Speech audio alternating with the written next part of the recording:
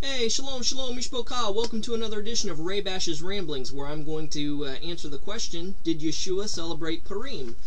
There's been a lot of controversy this year regarding the celebration of Purim. There's some Netzari groups out there who refuse to celebrate Purim because it's not one of the high holy days, and they think that it has roots to paganism and paganistic practice and worship, and yada, yada, yada, yada. But, I'm not a pagaphobe. And I see nothing wrong with, celebrating extra biblical holidays where Jews have created to celebrate their heritage and their tradition and something that's rooted and grounded in Scripture. I don't care if it's a high holy day or not. I see nothing wrong with celebrating Purim. So the question remains, did Yeshua celebrate Purim? Well, the Brit Chadasha is kind of a commentary on the events and happenings of the first century believers in Messiah Yeshua, and they're just little snapshots of activities and things that went on. So it's not an exhaustive historical document to, that lays down the line on every single issue of the Torah and Jewish practice and custom. There's no recorded reference of Yeshua celebrating Purim, although there is a reference where he celebrates Hanukkah because he's at the temple in John chapter 10 during the Feast of Dedication. But there's no reference to Purim. There's many scholars that believe that Purim was banned as a celebration because it wasn't a high holy day, and because there was a danger during the Roman occupation of Jews inciting rebellion or rioting because of the celebration of Purim. So it was banned. Although the celebration of Hanukkah was permitted because it celebrated the defeat of one of Rome's enemies, the Greco-Syrian Empire. So, ironically, Hanukkah was able to be celebrated, but Purim not. Now, according to some scholars, even though the celebration of Purim itself was banned, it was not banned to go to the synagogue to read the Megillah of the book of Esther, the book of Hadassah, if you will, for Purim during that time. So the recitation of the Megillah was still present.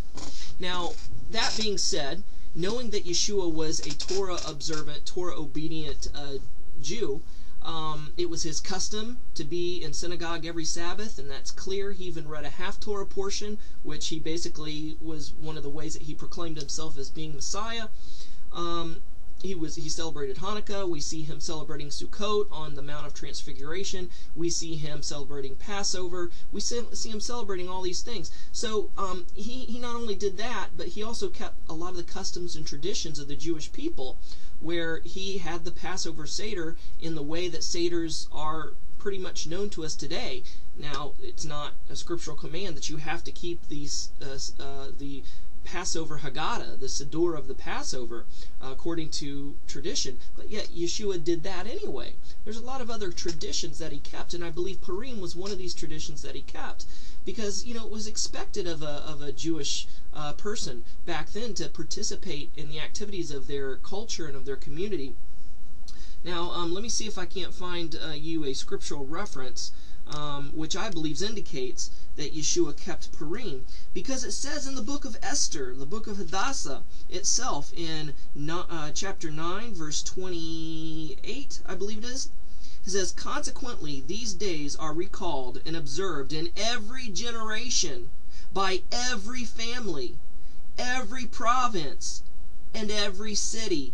And these days of Purim shall never cease among the Jews, and the memory of them shall never perish from among their descendants." So even though it's not a high holy day, we see that the book of Esther has become canon in the scripture, and therefore this commandment in Esther 9:28, where it says, "Hey, all you Jews, celebrate Purim." It was basically a commandment, and the people of Yeshua's day would have seen that as, hey, this is something that we've got to do. It's a commandment. It's not one of the 613 per se, but it's become an established Jewish tradition and custom among our people, and it's celebrated to commemorate this great event of God's deliverance of the Jewish people.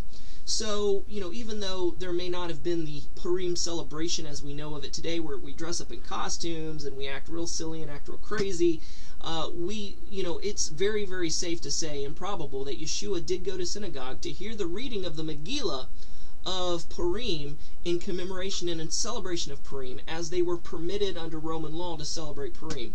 So did Yeshua celebrate Purim? I'm going to say yes, he did. So hopefully this answers your question and clears up any misconceptions, or misinterpretations of the scripture that's been brought up by various people in various sects this year. So enjoy Purim, celebrate it, have fun. Also, just a small note before I go away, people want to know, do I think it's wrong to get drunk on Purim? That's become a Jewish tradition in Orthodoxy. Absolutely yes, it's wrong, it's stupid, it's ignorant, because drunkenness is forbidden in the Torah, so why make an exception on Purim? So the tradition goes that you're supposed to get so drunk that you can't even recognize or know the name of Haman and Mordecai, and that's just Jewish tradition, that's addition, that's Talmudic, that's rabbinic. I totally reject that. It's not wrong to drink, but it's definitely wrong to get drunk. So with that being said, I'll let you guys go. Shalom and Shavuot Tov. Bye.